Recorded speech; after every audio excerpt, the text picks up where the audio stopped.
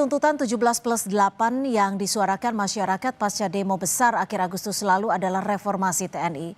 Utamanya menuntut TNI kembali ke barak. Apakah tuntutan itu masih relevan dan bagaimana harus menindaklanjutinya? Kita ulas bersama Kabais TNI periode 2011-2013, Laksda Purnawirawan Soleman Ponto yang sudah bergabung bersama kami melalui Zoom. Selamat malam Pak Soleman. Ya, selamat malam. Dan juga Ketua PBHI Julius Ibrani yang sudah bergabung bersama saya di studio. Selamat malam Bang Julius. Oke, Bang Julius, kalau kita lihat 17+8 sudah ada sejak akhir Agustus kemarin. Sampai saat ini menurut Anda sudah ada evaluasinya, sudah disentuh secara langsungkah, sudah dijawabkah? Jelas, jadi kalau kita mau pakai istilah 17+8 boleh, tapi tuntutan masa aksi itu tuntutan rakyat yang isinya sangat fundamental, situasi ekonomi, sosial, kemudian hak perburuhan dan segala macamnya, pajak dan segala macam. Nah, itu adalah persoalan konstitusional, persoalan undang-undang. Kami tidak lihat sampai detik ini ada perubahan undang-undang di sektor yang menjadi masalah. Sektor pajak kita belum, sektor keamanan kita belum, dan yang lainnya. Kalau TNI-nya? Nah, yang kedua adalah kita sedang berada pada hegemoni di mana kembalinya Orde Baru akibat multifungsi, bukan lagi dwifungsi Cynthia, multifungsinya TNI. Kenapa? Kita bisa lihat misalnya aksi 29 Agustus kemarin diduga kuat ada operasi militer yang dilakukan oleh beberapa anggota TNI dan segala macam yang sampai sekarang belum jelas dan masih menimbulkan polemik dan asumsi di masyarakat. Mundur lagi, MBG kita kacau balau, ribuan anak juga terkena keracunan. Di belakangnya ternyata pimpinannya adalah hanya satu yang sipil dan hanya dua yang sipil dan kemudian sisanya adalah perwira TNI. Nah, ini jadi problem padahal sudah jelas. TAP MPR nomor 6, TAP MPR nomor 7, pemisahan dan penempatan di ruang militer hanya untuk TNI, di ruang sipil untuk sipil yaitu Polri dan segala macam. Nah, PR ini belum selesai sampai detik ini. Kami malah melihat justru malah semakin kuat ketika penjagaan di lapangan pasca 29 Agustus dilakukan oleh tentara. Apakah basisnya itu undang-undang? Jelas tidak. Perbantuan dalam pasal 7 ayat 2 Undang-Undang TNI harus berdasarkan request dari si yang diminta untuk dibantu. Misalnya dalam hal ini Polri. Itu tidak terlihat. Itu hanya berdasarkan pidato politik dari Menhan Syafri Samsudin ketika itu yang ini menciptakan satu ketidakpercayaan juga. Artinya secara singkat Anda juga ingin mengatakan bahwa tuntutan 17+8 khususnya soal TNI kembali ke barak belum ada yang dijawab ataupun ditanggapi ataupun disentuh secara langsung. Betul. Pak Soleman, mengapa sih belum ada jawaban apa yang menjadi tuntutan publik soal TNI kembali ke barak? Loh, yang ditanya bukan tentara dong, yang nyuruh tentara. Kan untuk tentara balik ke publik kan sudah ada undang-undang itu nomor 3 tahun 2020 sudah mengatur mana yang boleh tentara masuk, yang di ruang sipil, mana yang tidak. Kemudian Undang-Undang 34 2004 waktu saya masih Kabais, itu kan ada yang boleh diizinkan, mana yang tidak. Nah, ini saya bilang Presiden SBY itu presiden yang paling ketat yang melarang TNI itu di luar undang-undang tadi. Anaknya saja AHY harus ada status. Nah, masalahnya itu setelah SBY ke sini pelanggaran itu atau malah disuruh TNI ketika ditempatkan di luar itu presiden diam-diam saja. Jadi itu tergantung presiden. Kalau aturan kan sudah ada. Kalau Anda ingat, sampai SBY saya menjabat saat itu tidak ada satupun yang di luar aturan undang-undang. Saya jamin karena saya Kabais waktu itu. Tetapi setelah SBY pergi, setelah saya tidak menjabat, mulailah itu. Makanya coba cari, ada tulisan saya, berhentikan dengan hormat semua personil militer yang ada di Bakamla. Itu coba cari. Pak Soleman, berarti Anda sepakat bahwa ada hal yang perlu disoroti karena sudah menyalahi undang-undang dari fungsi TNI ini sendiri? Iya betul, jadi secara aturan itu sudah ada. Tetapi pelaksanaan undang-undang itu, ya bukan TNI mati aja suruh baris, masih baris kok. Kan itu. Salahnya di mana dong Pak Soleman? Kalau menurut Anda salahnya di mana berarti? Ya salahnya yang nyuruh dia, menempatkan dia di tempat itu. Ya TNI kalau diperintahkan itu aturannya tetap laksanakan dulu perintah itu, 8 hari kemudian baru ajukan keberatan. Yes. Kan Oke. gitu. Oke, kalau dari Bang Julius Itu. bagaimana melihatnya? Karena Ya. kalau kita tahu Panglima tertinggi TNI kan kita tahu. Oh jelas. Jadi gini Cynthia, ini mandat undang-undang sekaligus doktrin kita, doktrin tentara kita, yaitu doktrin komando. Tidak ada satupun tindakan yang berdasarkan inisiatif dalam tubuh tentara kecuali berdasarkan komando pimpinan, yaitu komando tertinggi, yaitu Panglima.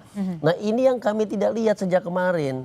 Kemana Panglima TNI kita ketika masyarakat melihat anggotanya berserakan di jalan, diduga kuat melakukan operasi, lalu melakukan penjagaan dan segala macam. Sementara kalau kita bandingkan di zaman Presiden Jokowi 10 tahun itu tampil terus di depan TV, bicara dengan public speaking yang bagus. Kita melihat hal itu saat ini hilang. Saat ini hilang, sehingga kita juga bisa lihat bahwa ada peluang untuk take over komando di dalam kubu tentara saat ini. Kenapa? Kemudian ada penempatan di sini, ada tindakan di sini dan segala macam yang menimbulkan pertanyaan besar bagi masyarakat. Kalau pertahanan kita bisa diintersep seperti ini, bahkan dari dalam, apa kabar kalau dari luar? Nah makanya kami katakan ini segera Menteri Pertahanan melakukan evaluasi, segera Panglima TNI dievaluasi, dipanggil oleh Presiden karena kita tahu dalam situasi ekonomi sosial yang dinamis begini, infiltrasi dan intervensi dari pihak asing, utamanya dari sektor pertahanan itu sangat tinggi. Oke. Eropa sudah siap untuk berperang, rumah sakit semua sudah disiapkan untuk berperang, Thailand sudah mengatakan demikian, kemudian Cina juga mengatakan kami punya tentara paling kuat, sementara kita masih terasa diacak-acak dari dalam negeri sendiri. Siapa yang kemudian terancam, Cynthia? Masyarakat akan terancam. Apakah kita besok demo hak buruh misalnya akan terjadi operasi lagi? Apakah kita demo misalnya anak-anak keracunan? Apakah terjadi operasi lagi? Nah ini harus diambil tindakan yang tegas dan kami belum lihat ada secercah harapan untuk dilakukan evaluasi itu terhadap TNI dan Panglima TNI gitu. Pak Soleman, Anda sepakat ketika ada potensi ataupun peluang take over komando? Tapi dijawab usai jeda, tetap bersama kami di Sapa Indonesia Malam.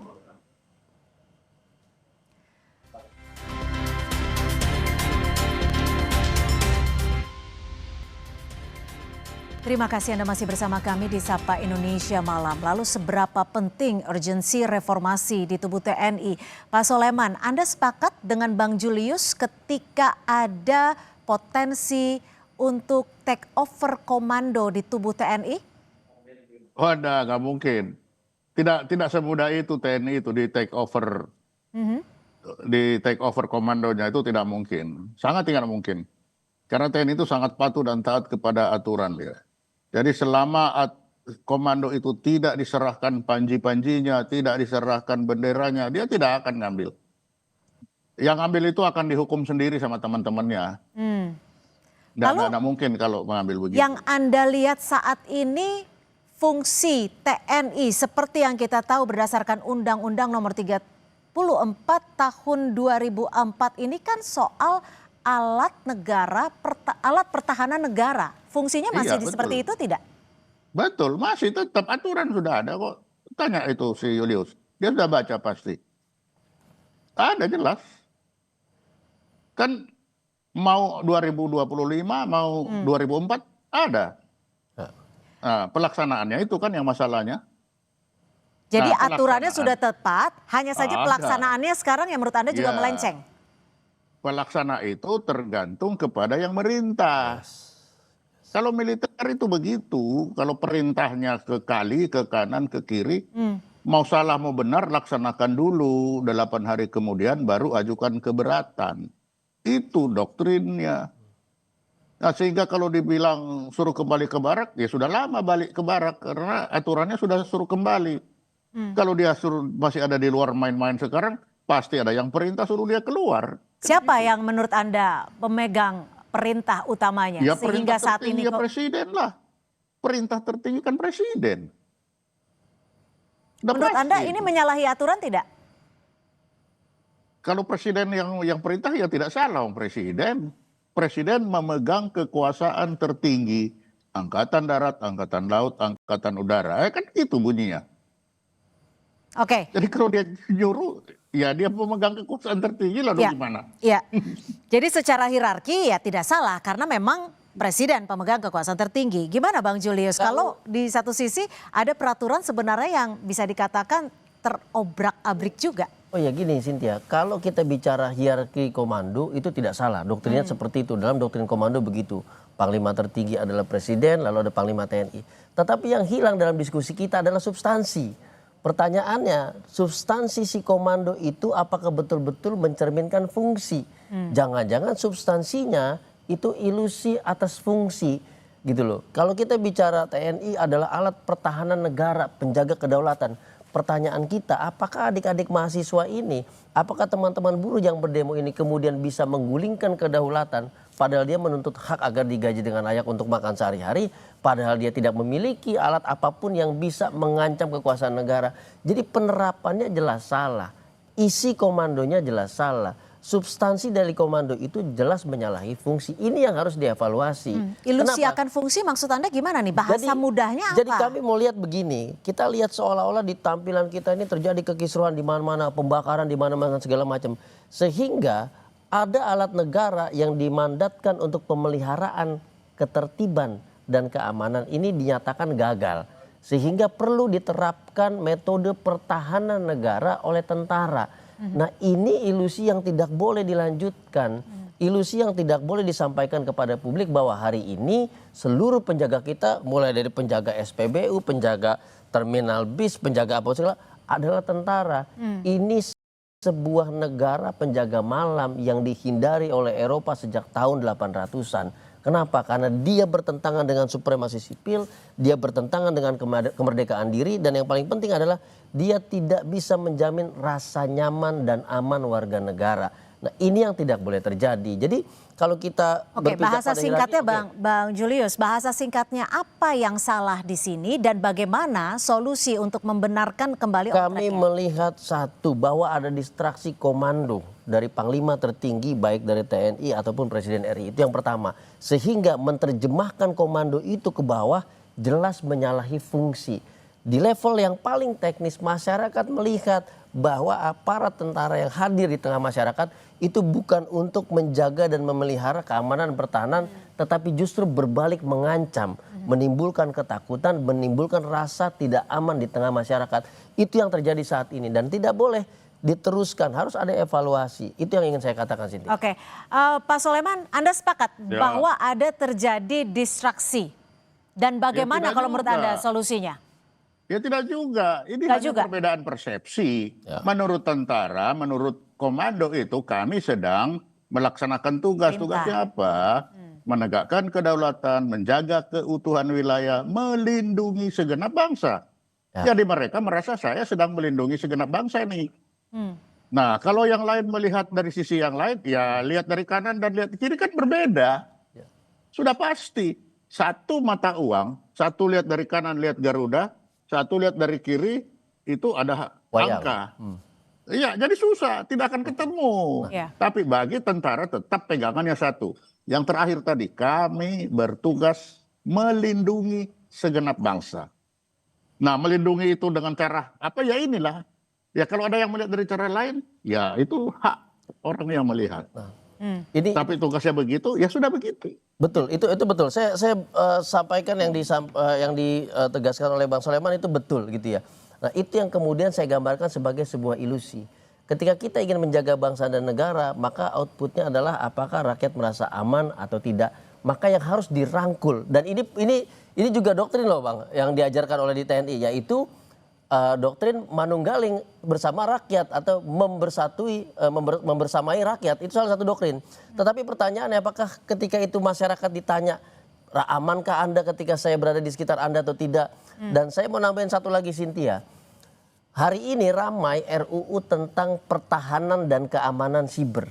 Salah satu klausul pasalnya yang kemudian diturunkan lebih detail lagi, itu bicara tentang bagaimana dapat memonitoring aktivitas siber masyarakat baik dalam konteks monitoring bebas begitu saja tanpa targeted, tanpa perintah, tanpa masalah, termasuk melakukan penyidikan, penyelidikan dalam konteks hukum, dugaan hukum pidana terhadap kejahatan-kejahatan siber. Dan ini bukan dilakukan oleh penyidik sebagaimana diatur oleh KUHP, tetapi ada tentara di situ yang kemudian diberi kewenangan dalam konteks penyidikan di ruang siber yang harusnya menjadi materi sipil. Kalau pendapat Anda Ini sebagai bagian dugaan dari kita. koalisi sipil, terganggu tidak dengan pengamanan-pengamanan seperti satu contoh pengamanan TNI di DPR?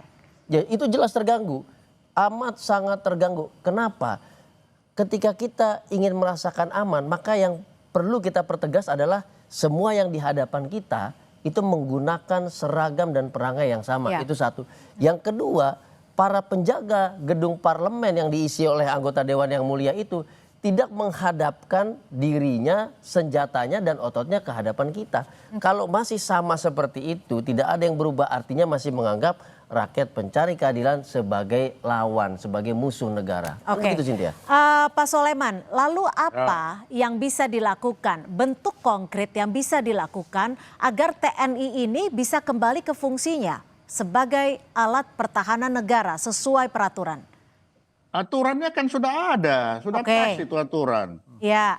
Kalau yang tadi masalah cyber itu bukan urusan tentara, itu kan tidak masuk dalam undang-undang TNI itu. Cocok. Nah, kan lain. Nah, kalau bagaimana dia melaksanakan fungsi, ya tanya yang mimpinnya, komandonya. Kan tentara kan itu saya bilang gampang. Kalau komandonya ke kanan, dia ke kanan, kiri dia ke kiri. Jadi, Komando di aturan sini itu artinya Panglima, Presiden kah? yang paling tertinggi. Tanya yang tertinggi, kan tentara itu pasti yang dari tertinggi. Dari tertinggi nanti akan berjenjang, dia turun ke bawah. Itu, jadi kalau tentara itu gampang, udahlah mau ada aturan gak ada aturan, pegang aja kepalanya itu, jalan dia. Tapi sebagus apapun aturan, kalau yang atasnya suruh ke kanan. Ya. Lalu gimana nih? Ini kan momentum HUT ke-80 TNI diharapkan bisa menjadi bagian untuk mewujudkan TNI yang diinginkan rakyat. Salah satunya melalui tuntutan 17+8. Apa yang harus dilakukan oleh TNI sendiri? Ya tanya atasnya lah, yang atas yang tahu itu. Sekarang bicara TNI. TNI yang mana ini? Kalau TNI yang mana? Ya, Artinya menurut Anda TNI terbagi-bagi? lah kan ada kepalanya, ada komandannya. Nah, kan saya bilang tadi TNI itu sangat tergantung kepada komandannya. Kalau komandan dia bilang A, dia A, B, dia B. Aturannya sudah jelas, ada aturannya. Tapi makanya saya bilang, sampai SBY saya yakin karena saya salah satu adalah alat yang menerapkan itu. Sudah ke sini, itu perintahnya banyak kanan kiri. Baik. Itu. Baik. Terima kasih Pak Soleman Ponto, Bang Julius juga terima kasih atas perspektifnya. Dan saudara terima kasih, kita akhiri dialog di Sapa Malam kali ini. Dan selanjutnya informasi lainnya masih akan kami hadirkan usai jeda.